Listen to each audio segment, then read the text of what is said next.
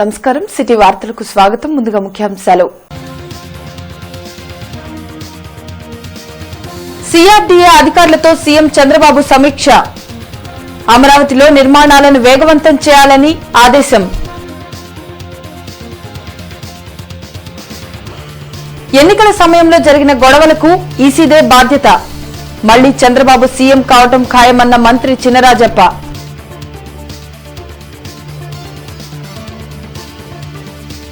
Municipal స్కూల్లో మధ్యాహ్న భోజనాన్ని పరిశీలించిన విజిలెన్స్ ఎస్పీ శోభా మంజరి. అధికారుల పర్యవేక్షణ లేకపోవడంతో మండిపాటు.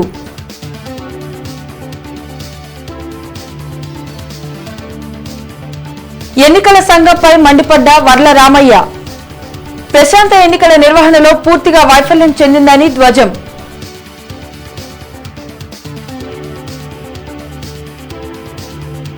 తీవ్రమవుతున్న త్రాగునీటి సమస్య. అవస్థలు పడుతున్న శివారు కాలనీ వాసులు.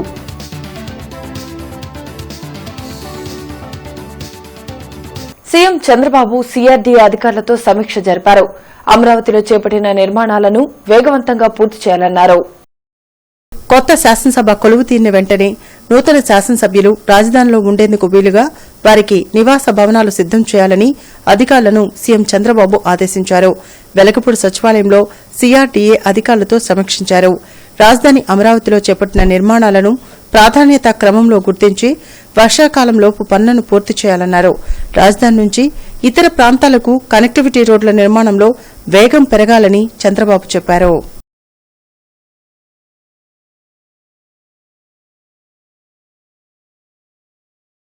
రాష్ట్రంలో శాంతి భద్రతలు బాగున్నాయి, అభివృద్ది జరుగుతుందని ఏనాడు వైసీపీ అధినేత జగన్ మాట్లాడిన దాఖలాలు లేవని రాష్ట్ర మంత్రి చినరాజప్ప అన్నారు. ఎలక్షన్ సమయంలో జరిగిన గొడవలకు ఎన్నికల సంఘందే బాధ్యత అని చినరాజప్ప అన్నారు.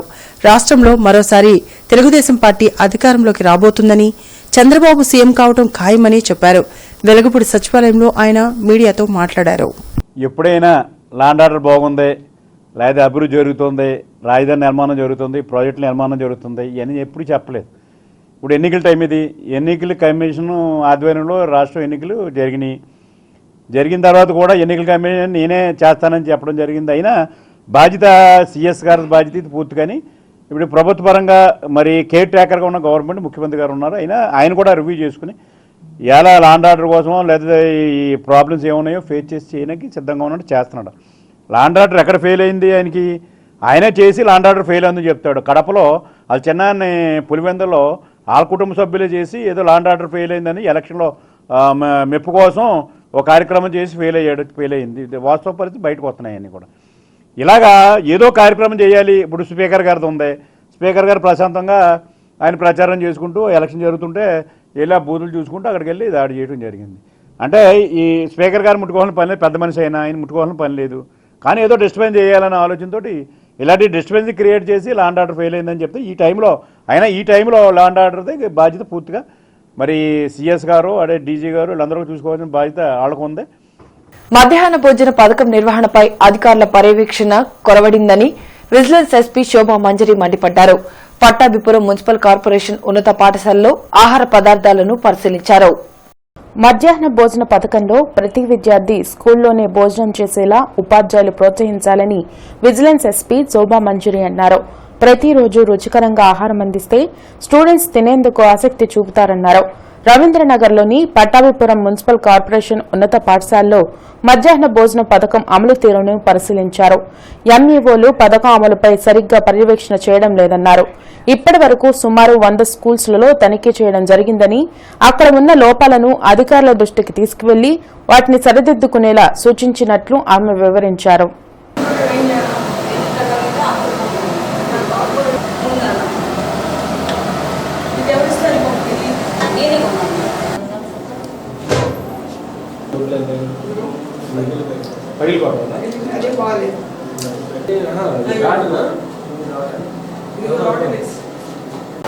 ఎక్కడ ఉడకబెట్టినా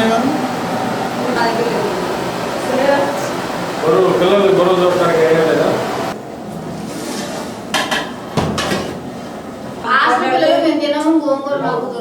దయచేసి అన్న దోసకాయ గారి సఫాయిగా ఉండమని హాస్పిటల్ మరి రైస్ 125కే అంటున్నారు. అంటే ఎగ్జామ్స్ ఆఫీస్ ఇంతకుముందు తినేవాడు, ఇంతకుముందు స్టూడెంట్ వస్తే మీరు కాఫీగా 283 తెచ్చుకుందాం మేడం. ఆఫ్డేస్ సెంటర్ మేడం ఇక్కడే. తింటారా? అయితే తింటే ఏమేమి ఇస్తారు ఇక్కడ?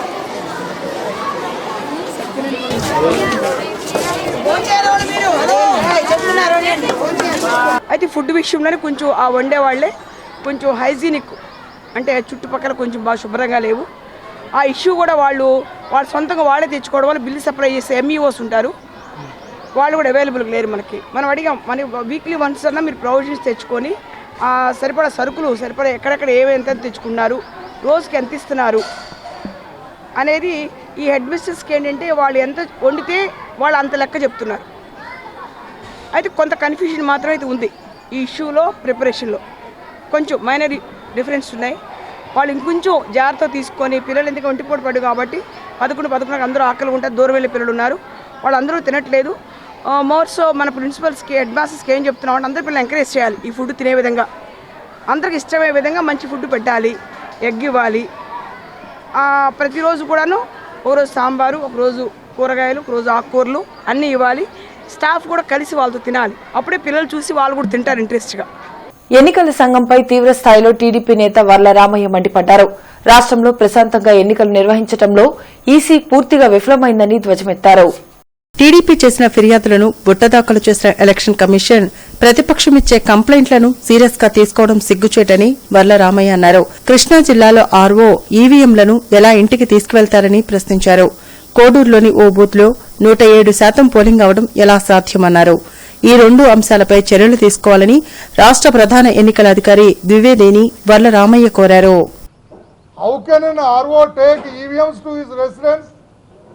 ఆయన ఇంటికి ఎలా తీసుకెళ్తాడు? ఇంటికి తీసుకెళ్లిన ఈవీఎంస్ స్ట్రాంగ్ ఉన్నాయా లేవా అని, ఇంటాక్ట్గా ఉన్నాయా లేదని ఎలా తెలుస్తుంది మనకి? 24 గంటలు ఇంట్లో పెట్టుకున్న ఈవీఎంస్ 24 గంటలు అతను ఏం చేశాడో ఎలా తెలుస్తుంది? చెక్కు చెదరకుండా ఉన్నాయా లేదని ఎలా తెలుస్తుంది? Who certified it? అక్కడ రిసీవ్ చేసుకున్న వాళ్ళు సర్టిఫై చేశారా? 2 ఈవీఎంలు సకాలంలో స్ట్రాంగ్ రూమ్కి రాకపోతే ఏం చేయాలండి జిల్లా యంత్రాంగం? ఎన్నికల కమిషన్ ఏం చేయాలి? మొత్తం జిల్లా అంతా దుర్బినేసి వెతకొద్దా వాటి కోసం? అందుకే ఇంత నిర్లిప్తంగా వ్యవహరించిన ఎన్నికల కమిషన్ని మనం గతంలో ఎన్నడూ చూడలేదు.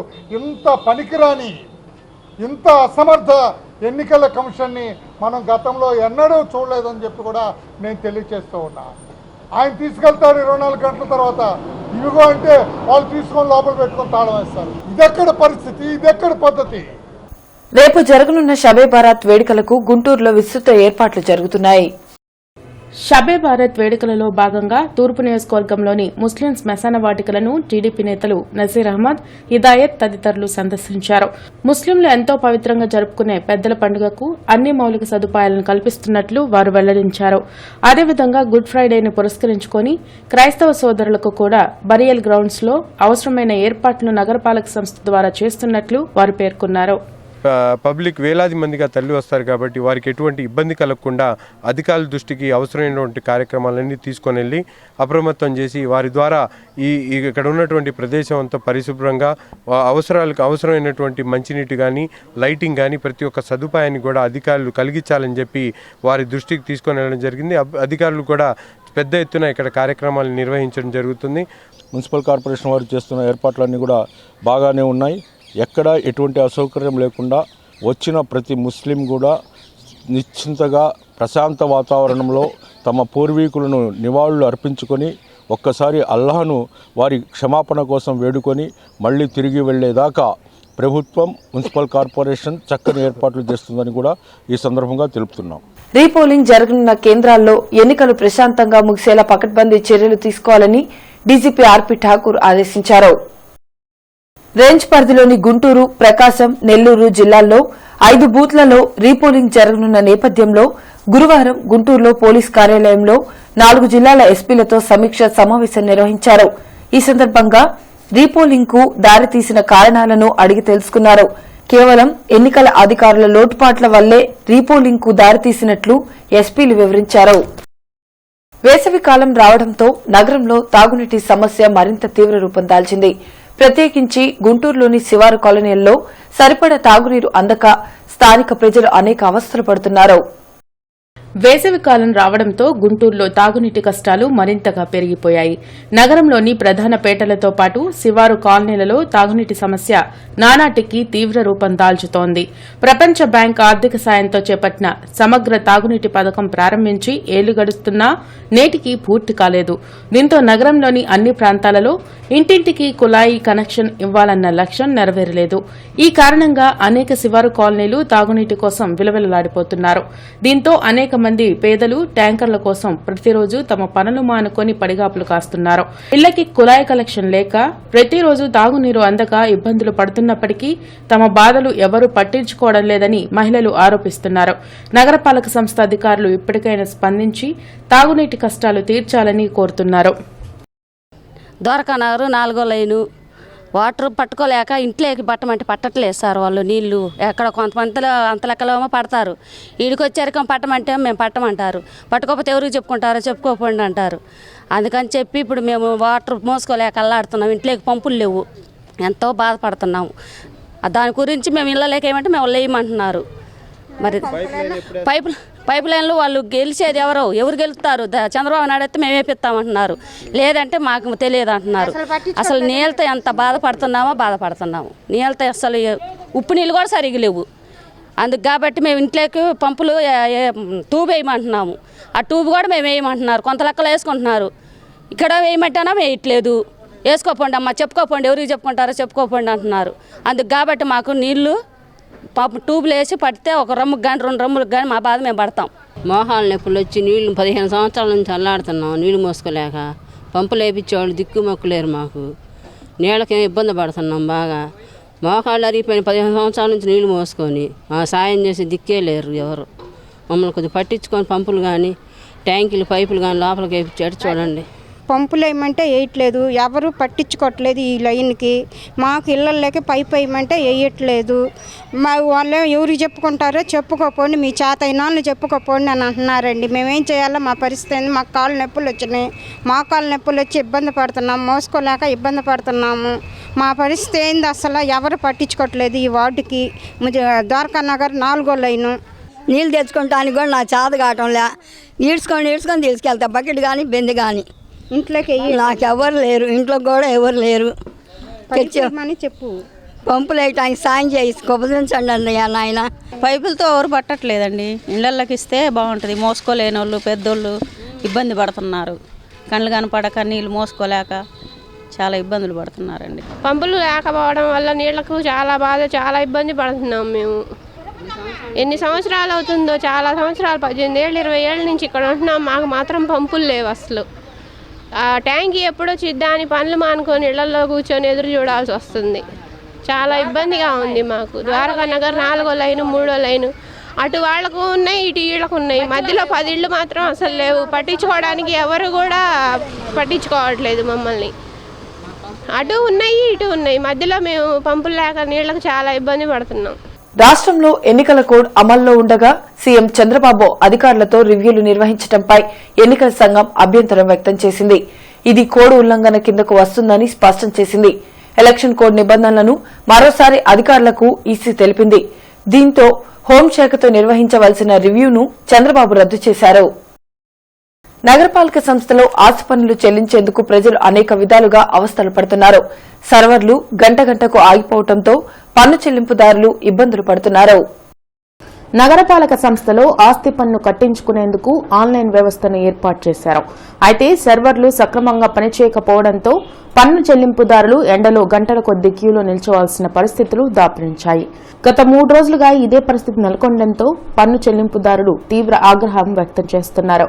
గంటల కొద్దీ సర్వర్లు పనిచేయకపోయినప్పటికీ అధికారులు ఎటువంటి చర్యలు తీసుకోవడం లేదని నగర పౌరులు ఆవేదన వ్యక్తం చేస్తున్నారు. దేనికోసం వచ్చారమ్మా? ఏమైంది? ఎంతసేపటి నుంచి వెయిట్ చేస్తున్నారు? ఏమంటున్నారు లోపల అడిగితే? ఇవాళ ఎందుకు వచ్చారు అంతమంది? 3 రోజుల నుంచి కౌంటర్లు పెంచితే జనం ఇబ్బంది పడకుండా ఆన్లైన్ చేయొచ్చుగా, మొత్తం ఆన్లైన్ అయింది, ఆన్లైన్ చేయొచ్చుగా. ఇబ్బంది పడకుండా ఉంటారు. జనాలు ఎండాకాలం వాతావరణం ఇబ్బంది మీ సేవలు లింక్ లేదు, ఏదైనా లేదు, తిరిగి 3 రోజులు వచ్చేస్తున్నాం. సార్ 40-42 డిగ్రీల సెంటీగ్రేడ్లో ప్రజలను ఇబ్బంది పడుతుంది తప్పితే ఇక్కడ అసలు ఎంతమంది ఉన్నారు, ఎంతమంది సర్వర్లు ఏం పని చేస్తున్నాయి, ఏదైనా ఆన్లైన్ చేసి ఏదైనా వ్యవస్థను మెరుగుపరచాలి. కానీ ఈ విధంగా ప్రజలను ఇబ్బంది పెడితే ఏమొచ్చింది? ఇప్పుడు కానీ కమిషనర్ గారు దీని మీద ప్రత్యేక దృష్టి సారించి ఏదైనా కౌంటర్లను ఎక్స్ట్రా చేయడం, లేదంటే ఏదైనా ఆన్లైన్ సర్వీస్ కల్పించడం ఏదైనా చేయాలి. కానీ ఈ 40-42 డిగ్రీల సెంటీగ్రేడ్లో ఎవరైనా వృత్తులు ఏదైనా అడ్డం పడితే ఎవరు న్యాయం చేస్తారు? ఏదైనా చూడాలి. అడ్మినిస్ట్రేషన్ ఇక్కడే ఉంది ఆఫీసు, 200 మంది క్యూలో ఉన్నారు. సర్వీస్ ఎంతమంది, ఈ క్యూ ఎంత పెరుగుతుంది, ఎంతమంది బయటకు వస్తున్నారు, ఎంతమంది ఉంటారు చూడాలి ఒకసారి అడ్మినిస్ట్రేషన్. జిల్లాలోని మిర్చి ప్రతి విత్తన పంపిణీదారులతో వ్యవసాయ శాఖ జేడీ విజయభారతి సమావేశమయ్యారు. కృషి భవన్లో జరిగిన ఈ సమావేశానికి వివిధ విత్తన సరఫరా కంపెనీ ప్రతినిధులు, పంపిణీదారులు హాజరయ్యారు. జిల్లాలో ఈ ఏడాది కూడా నిర్దేశిత మిర్చి, పత్తి విత్తనాలను రైతులకు సకాలంలో అందించే దిశగా విత్తన పంపిణీదారులు సహకరించాలని వ్యవసాయ శాఖ జేడీ విజయభారతి కోరారు.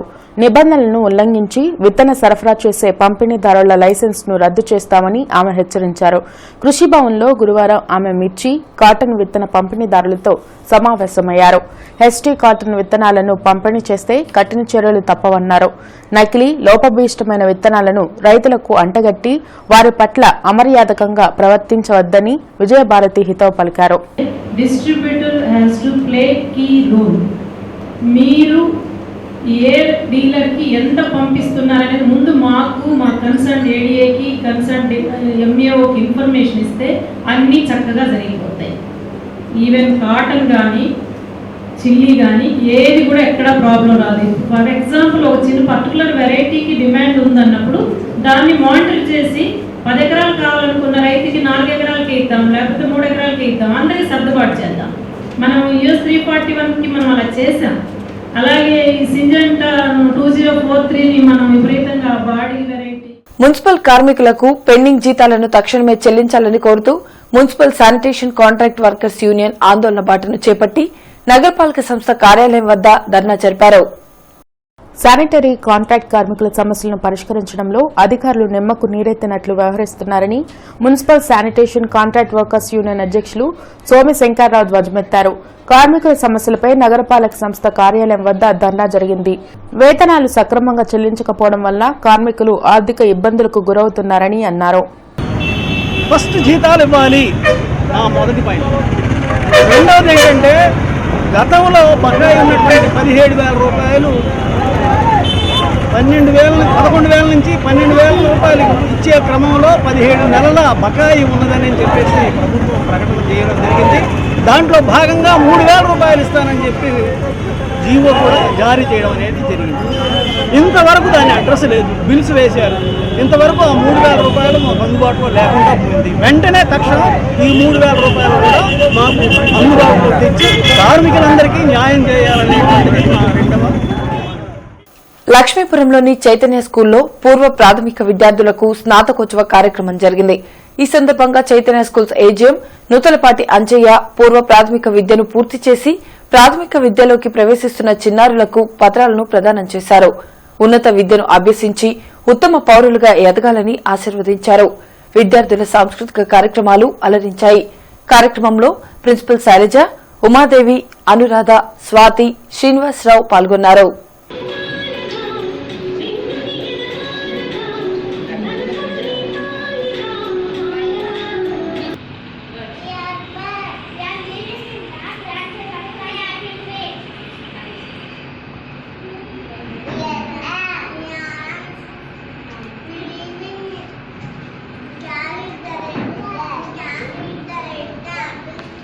ఎన్నికల నిర్వహణలో ఆర్వోలను బాధ్యులను చేస్తూ చర్యలు తీసుకోవద్దని రాష్ట ఎన్నికల ప్రధానాధికారి గోపాలకృష్ణ ద్వివేదిని డిప్యూటీ కలెక్టర్స్ అసోసియేషన్ సభ్యులు కోరారు. క్రింది స్థాయి సిబ్బందికి ఎన్నికల నిర్వహణ అనుభవం లేనందున కొన్ని చోట్ల పొరపాట్లు జరిగాయని డిప్యూటీ కలెక్టర్స్ అసోసియేషన్ సభ్యులు అన్నారు. క్షేత్రస్థాయిలో పరిశీలించి ఎవరు బాధ్యులో వారిపైనే చర్యలు తీసుకోవాలని తెలిపారు. వెలగపూడిలోని ఎన్నికల ప్రధానాధికారిని కలిసి ఈ మేరకు వినతిపత్రం అందించారు.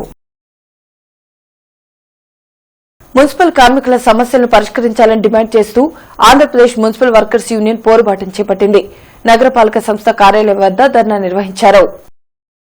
కార్మికులకు జీవో 885 ప్రకారం ఏరియర్స్ ను చెల్లించాలని ఆంధ్రప్రదేశ్ మున్సిపల్ వర్కర్స్ యూనియన్ నాయకులు కోటా మాల్యాద్రి డిమాండ్ చేశారు. మున్సిపల్ కార్మికుల సమస్యలను తక్షణమే పరిష్కరించాలని కోరుతూ నగరపాలక సంస్థ కార్యాలయం వద్ద ధర్నాను నిర్వహించారు. పర్మనెంట్ కార్మికులకు విద్యార్హతను బట్టి పదోన్నతులు కల్పించాలని కోరారు. ఏరియాస్తో పాటు పర్మనెంట్ కార్మికులకి మరి ఇంక్రిమెంట్లు పిఆర్సీ అన్ని కూడా పెండింగ్ ఉన్నాయి. అట్లాగే 15 రోజులు క్యాజువల్ లీవ్లు మరి ఇస్తామని చెబుతున్నారు తప్ప ఈ కార్యరూపం దాల్చలేదు. ఈ డిమాండ్లన్నీ కూడా పరిష్కారం చేయని పక్షంలో పెద్ద ఎత్తున ఆందోళన చేయడానికి ఏఐటీసీగా సిద్ధంగా ఉన్నామని తెలియజేస్తా ఉన్నాం. రాష్ట్రంలో 40,000 మంది మున్సిపల్ కార్మికులు పనిచేస్తూ ఉన్నారు. మున్సిపల్ కార్పొరేషన్లో, మున్సిపాలిటీల్లో, నగర పంచాయతీల్లో కార్మికులకి ఇప్పటికీ 4-5 నెలల నుంచి జీతాలే లేవు. ప్రధానంగా గుంటూరు నగరంలో 3 నెలల నుంచి కార్మికులకు జీతాలు లేక కార్మికులు నానా ఇబ్బంది పడుతూ ఉన్నారు. తక్షణమే కార్మికులకి జీతాలు విడుదల చేయాలని చెప్పేసి నగరపాలక సంస్థ కమిషనర్ గారిని విజ్ఞప్తి చేస్తా ఉన్నాము.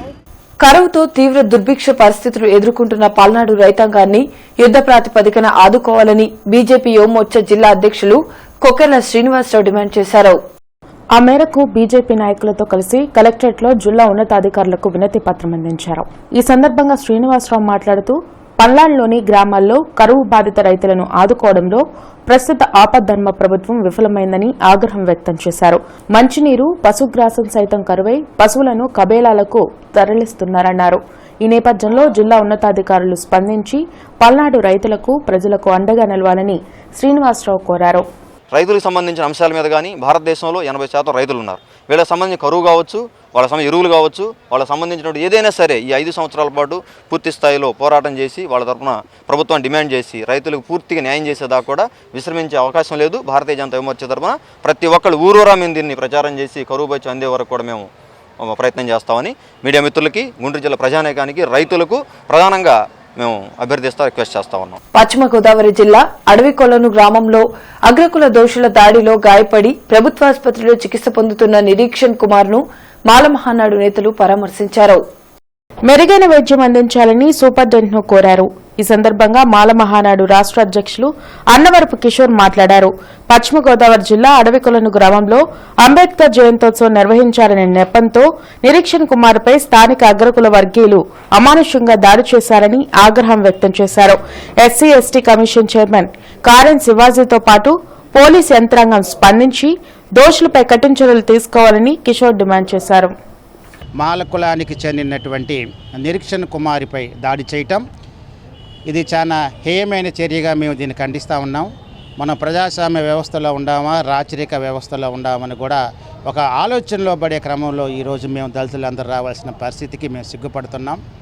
ఈ రాష్ట్రంలో ఉన్నటువంటి ఎస్సీ ఎస్టీ కమిషన్ ఎక్కడికి పారిపోయిందో లేక నిద్రపోతుందా? పశ్చిమ గోదావరిలో సరైన ట్రీట్మెంట్ లేక బాధితుడిని విజయవాడ గవర్నమెంట్ హాస్పిటల్కి తీసుకురావడం జరిగింది.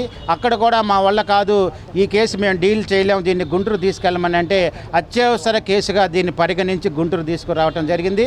వార్తలు ముగించే ముందు ముఖ్యాంశాలు మరోసారి. సిఆర్డీఏ అధికారులతో సీఎం చంద్రబాబు సమీక్ష. అమరావతిలో నిర్మాణాలను వేగవంతం చేయాలని ఆదేశం. ఎన్నికల సమయంలో జరిగిన గొడవలకు ఈసీదే బాధ్యత. మళ్లీ చంద్రబాబు సీఎం కావటం ఖాయమన్న మంత్రి చినరాజప్ప.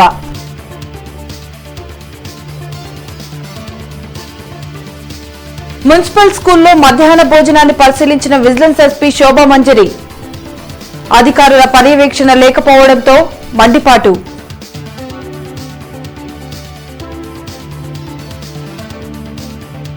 ఎన్నికల సంఘంపై మండిపడ్డ వర్ల రామయ్య.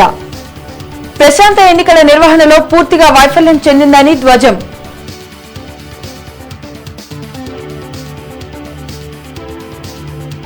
తీవ్రమవుతున్న త్రాగునీటి సమస్య.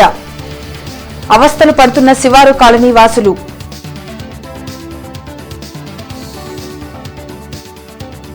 ఇవి ఇప్పటి వరకు ఉన్న అప్డేట్స్. మరిన్ని అప్డేట్స్ తో మళ్ళీ కలుద్దాం. అంతవరకు సెలవు. నమస్కారం.